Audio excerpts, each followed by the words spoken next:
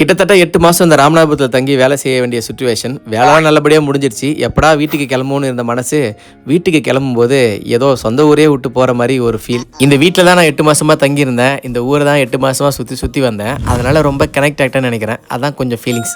ரூமை காலி பண்ணுறேன்னு கார்த்திகா கிட்ட சொன்னதும் ஒரு திங்ஸ் விடாமல் எல்லாமே வீட்டுக்கு வரும்னு சொல்லிட்டா அது கூட பரவாயில்லைங்க. இந்த வாட்டர் பாட்டில் கிலோ 17 ரூபா. ஸோ அதையும் நசுக்கி போட்டு கேரி பேக்கில் கட்டி வீட்டுக்கு தர சொல்கிறான்னு பார்த்துக்கங்க. எப்போ அந்த வீட்டை தனியாக காலி பண்ண போகிறோன்னு நினச்சேன். பரவாயில்ல, கார்த்திகா வாட்ஸ்அப் கால்லேயே டிப்ஸ் சொல்ல ஒன்றுனா எடுத்து பேக் பண்ணி எல்லாத்தையும் அதுமாதிரி கார்லேயும் வச்சுட்டு வந்துட்டேன்.